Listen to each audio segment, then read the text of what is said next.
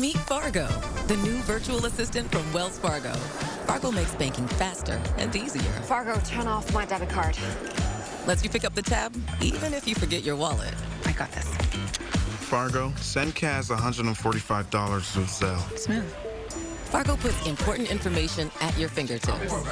Fargo, what did I spend on groceries this month? Hey, Dad, can the guys stay for dinner? No. Want to see everything Fargo can do? You can with Wells Fargo.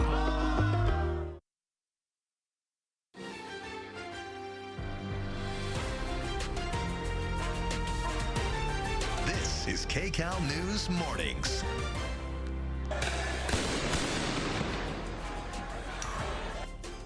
Officers in riot gear moved in before dawn to break up the protest camp at UCLA. Protesters refusing to leave were arrested, and it led to disorder. We have team coverage of reporters live from the campus this morning. Tina Patel, Rick Montanez, and Cara Finstrom have been at the scene since this all started this morning. They will tell us what they're seeing and learning as well. Good morning. You are watching Kcal News Mornings at 9. Today is... It's May 2nd. Thursday, May 2nd. Yes. I'm Rudy Baishabazi. It seems like it's 2028 at this point after this morning, but that's okay. I'm Jamie Yukas. Thanks for joining us. It's been a tense morning with so much to cover on the campus protest. So we want to go live to UCLA in just a minute. But first, we have Paul Diano and Kalina Strinos here to bring you next weather and traffic. Two very important things for people trying to get to work. And you wake up this morning and go outside and you're like, wow, sunshine's gone, another day of May gray. But just like yesterday, you go outside at 11 o'clock, it's like a whole different, it feels like a different climate. Just be patient. Yes, if you're patient for like 2 hours, that? that's all we need. Yeah, patience is a virtue. We look live outside and show you what's going on right now. We have lots of cloud cover out there. And it's going to be around for the foreseeable future, next hour or two. But if you're heading out for lunch, it's not going to look anything like this. We will get the cloud cover burned off in short order. Los Angeles, still cloudy right now, 62 degrees. The visible satellite snapshot shows that we're mired in the cloud cover, all of our inland valleys, much of metro LA County, Orange County, Inland Empire. But we're beginning right there, just north of San Bernardino and Rancho Cucamonga, to see the clouds burn off, and they will clear from inland to the coast today. Ventura County, your clouds have already cleared. Temperature profile for downtown Los Angeles today. Gray right now, sunny by lunchtime, beautiful this afternoon. High temperatures will be in the mid-70s for a 6th consecutive day. Beaches will be cooler, partly sunny skies there, 69 degrees. Inland Empire and our valleys, 80s today again. High desert, 83 degrees and sunny. LA, Orange County metro area, 74 degrees with afternoon sunshine. It's not going to be nearly this warm or nearly this sunny this weekend. Not a washout, but some pretty significant changes are heading our way. We'll detail those coming up in a few. Right now, let's take a look at the roads with Kalina. Good morning. Hi, good morning. So I still have this SIG alert here on the 105. It is westbound just before Crenshaw.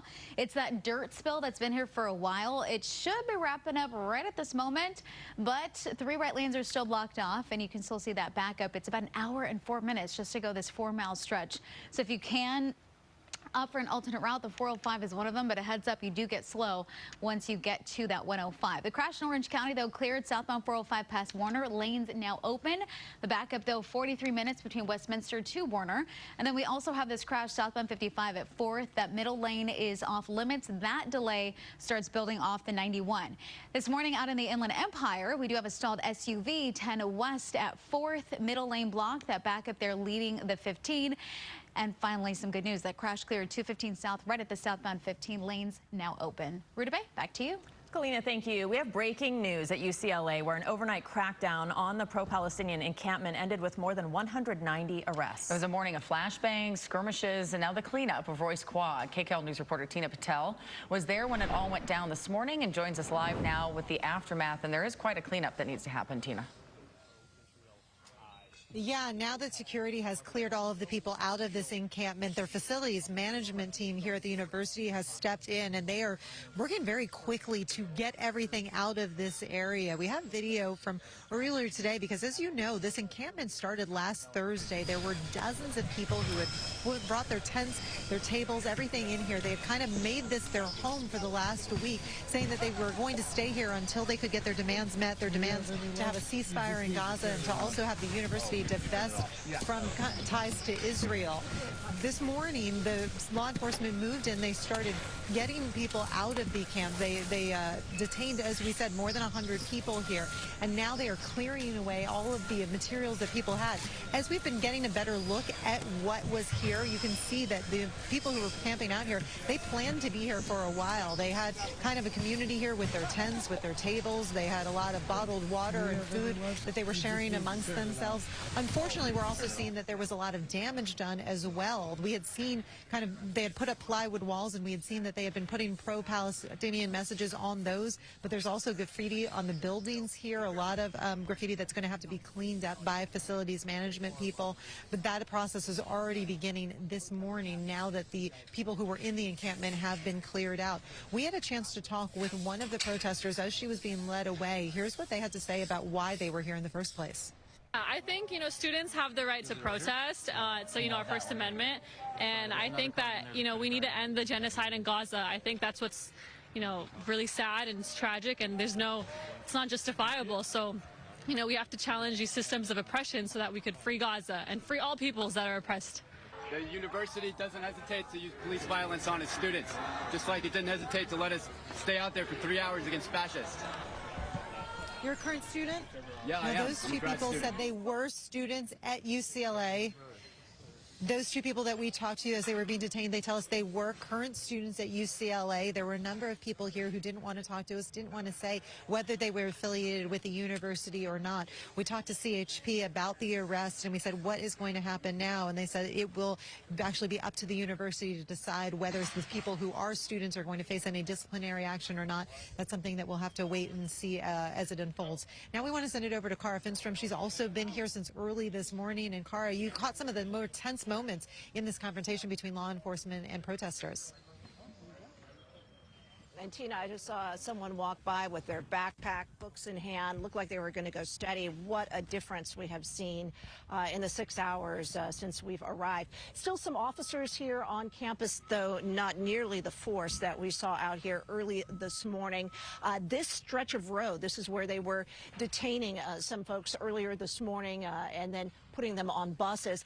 At the end of the road, we came to this campus early this morning, about 3 o'clock. Then we moved to this end of campus. And as we walked on a few hours later, this is what we heard and saw.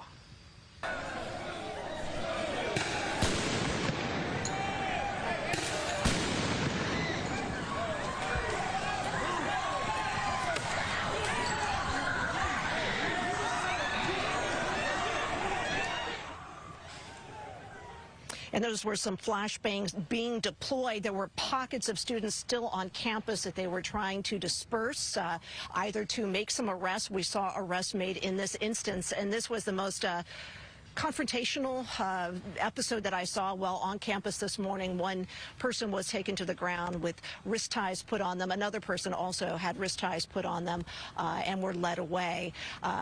That situation there, again, the most confrontational. I want to go to some video that we shot shortly after we arrived, which was right in the 3 o'clock hour this morning. We'll get to that in a minute, but first let's hear from one of the protesters involved in that.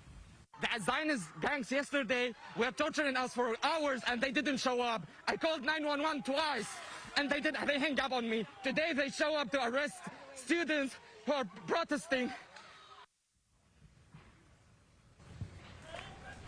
And this was the scene that we saw across campus when we first arrived in the 3 o'clock hour. This crowd had been pushed back shortly after police moved in, right after 3 o'clock. And they were pushed back to the area of Kaplan Hall. That's where we caught up with them. They were chanting, everything very peaceful there. A group that continued to be pushed back by officers about 1,000 feet to the area of their medical school buildings over the course of about an hour and a half. And this is what police were hoping to see all across campus. No real interactions here other than some chanting and some disgruntled comments going back and forth, but no actual physical altercation. back here live, what we have heard from folks on campus this morning is really a mixture of opinions about that use of force to break up the encampment here and to get protesters off of campus. Some people saying, students, that they wish the police had moved in sooner, that they want their campus back, and that they don't believe that any one cause or issue should be able to take over their campus. On the other side, you heard from the protester there that wanted to get his point across. He felt that they didn't move in quickly enough to safeguard what he felt was a very peaceful protest. So we'll be sorting that out in the days to come. But let's toss things over to Rick Montanez now for more on those folks who were detained. Yeah, Carl, thanks. You know, you described the mood, pretty much how we're feeling it too here on campus. Things drastically changed from when we arrived this morning, where we saw a lot of police in tactical gear moving in. What we want to show you behind us right now